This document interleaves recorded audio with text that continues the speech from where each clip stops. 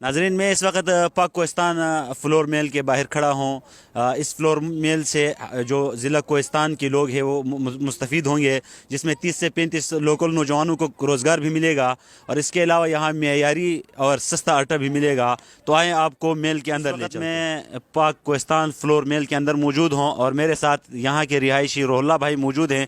ये जो यहाँ फ़्लोर मेल बना है, इससे यहाँ मुकामी जो लोग हैं और ज़िला कोहिस्तान के लोग हैं उनके लिए क्या क्या फ़ायदे होंगे?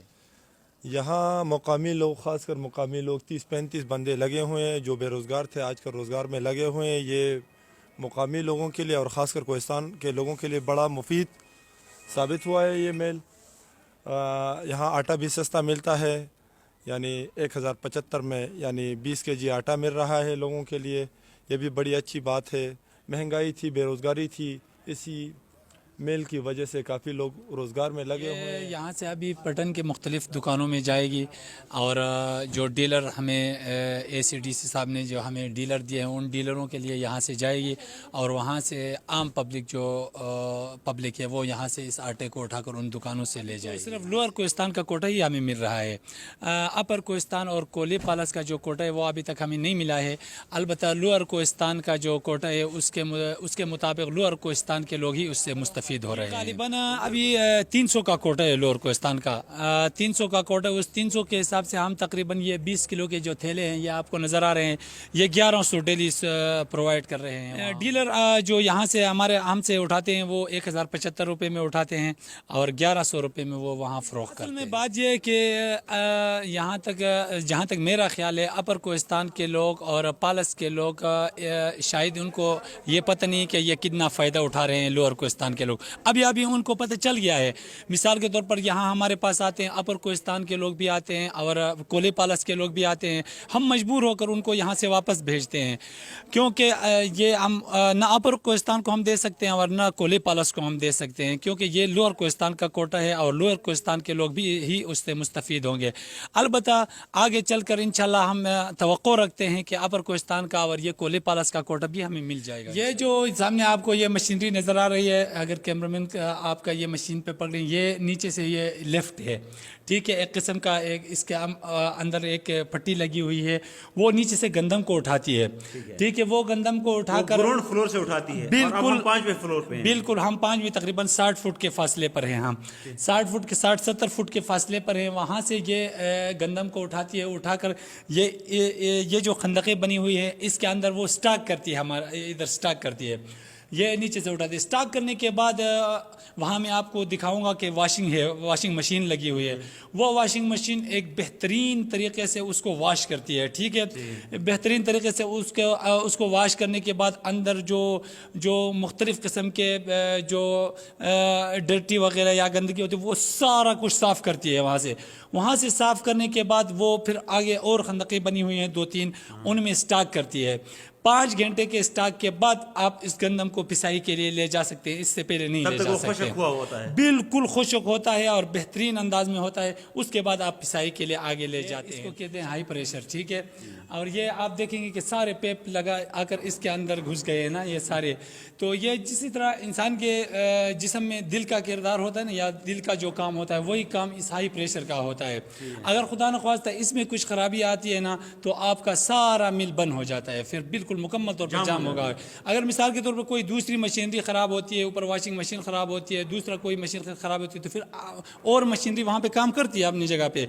लेकिन अगर खुदा न ख्वास्ता ये ख़राब हो जाए तो आपका पूरा जो आपको पेप नज़र आ रहे हैं ना, ये पेप उधर से ये गंदम को उठाकर ये जो हमारे पास ये छने लगे हुए हैं छान, इसके ऊपर ये आपके कैमरामैन आपको दिखाया, ये इसके यहाँ पे अंदर वॉश होती है बेहतरीन तरीके से। ये लोग जो सामने खड़ा है ये यहाँ पे खड़े होते हैं इस मशीनरी के लिए।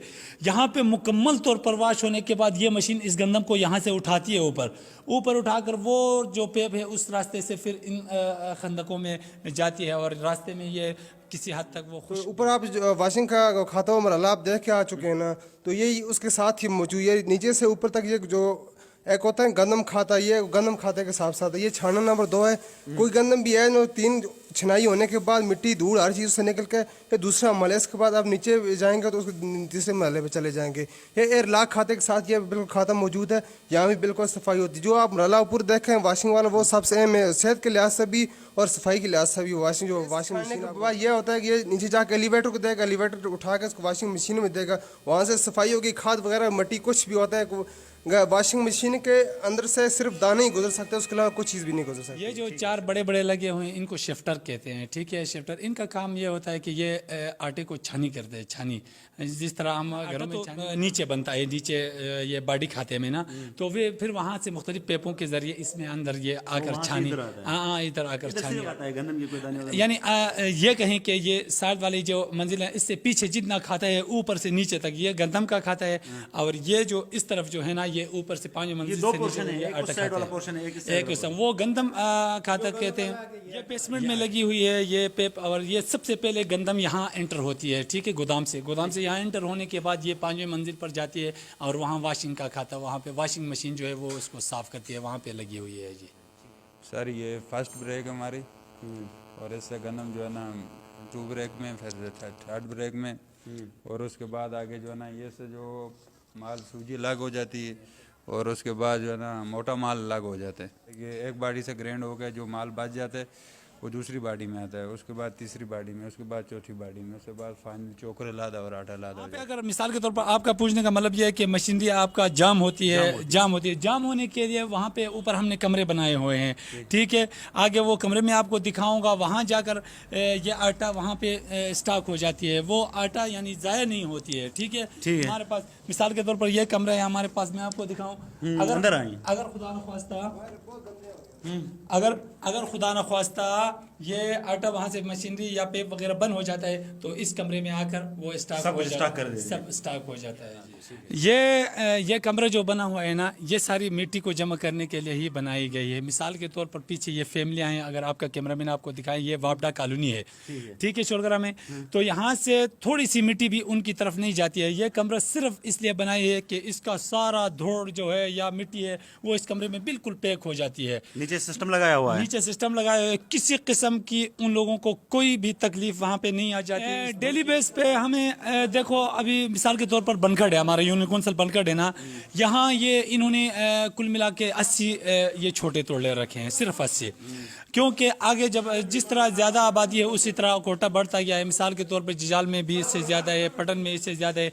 अभी ये गाड़ी जो लोड हो रही है ये पटन जा रही है, ये गाड़ी आप देख रहे हैं, ये मजदूर ये काम कर रहे हैं, ये गाड़ी को भर रहे हैं, ये पटन जा रही है। यानी रोज़ाना की बुनियाद पर हम 1100 ये 20 किलो के थैले 1100 हम प्रोवाइड कर रहे हैं लोगों को। असल में पहले ख्याल लोगों का ये था कि ये गंदम की जो सफ़ेद आटा होती है ना, फाइन या दानेदार इस तरह की आटा, उसमें लोगों का इधर ख्याल था, ये सादे लोग हैं ना, उनका ख्याल था कि ये इसमें चावल मिलाते हैं या कोई और चीज़ इसके साथ टच करती है। ये असल में इस तरह नहीं होता है।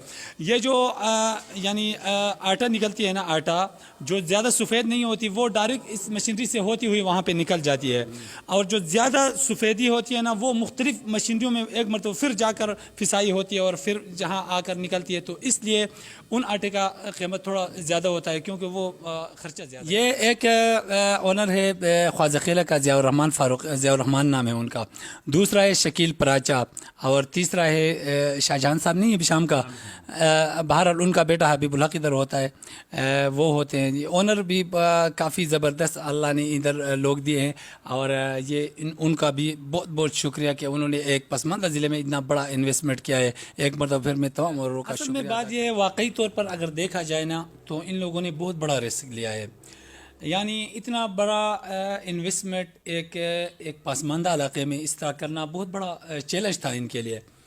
और मैं ख़ुद इधर सुपरवाइज़ कर रहा हूँ काफ़ी अरसे, तकरीबन 8-9 महीने से, ये 8-9 महीने यहाँ पे इसका हो गया।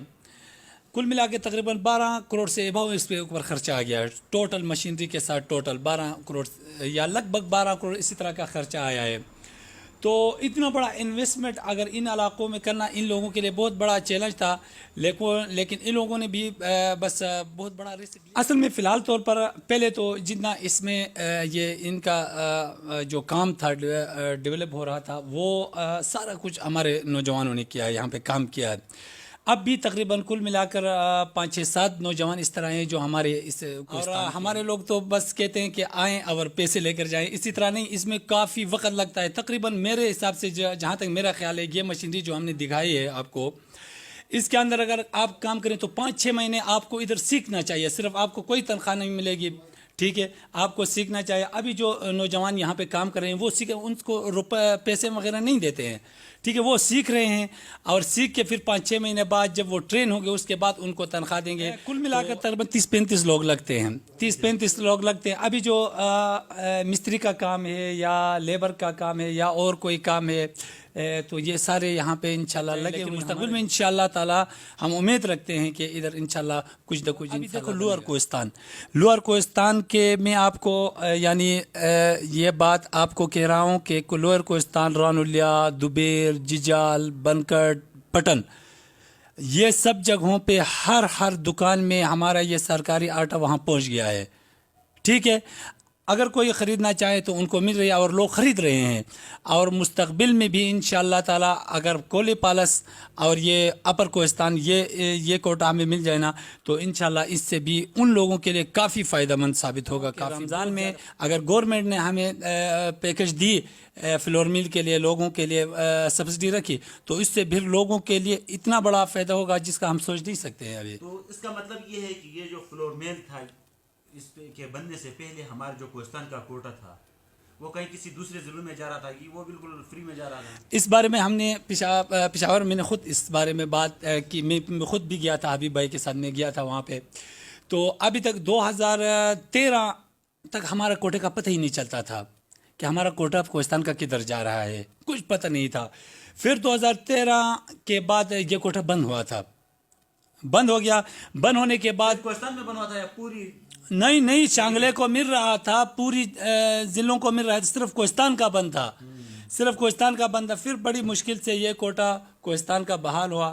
تو میں آپ کو بتاتا چلوں کہ اس میل کے ذریعے اگر کچھ نہ ہوا نا کوہستان کو ان کا حق تو مل گیا. یہ میں کلیئرلی بتاؤں گا کہ انشاءاللہ تینوں کوہستانوں کو ان کا حق ملے گا. جب خان بھائی اگر یہ سارا کوٹا تینوں کوہستان کا کوٹا آبادی کے لحاظ سے ہمیں ملا جو دوسرے ضلعوں کو مل رہا ہے، ہم روزانہ 3400 بیگ سارے کوہستان میں سے پرووائڈ کریں گے ڈیلی بیس پہ 3400 تقریباً اندازے کے مطابق یہی 3300-3400 بندہ ہے وہ پرووائڈ کریں گے لوگوں کو انشاءاللہ. ٹھیک ہے انعام الحق بھائی، پاک قومی ٹی وی کو ٹائم دینے پر ہم آپ کا بے حد مشکور ہیں.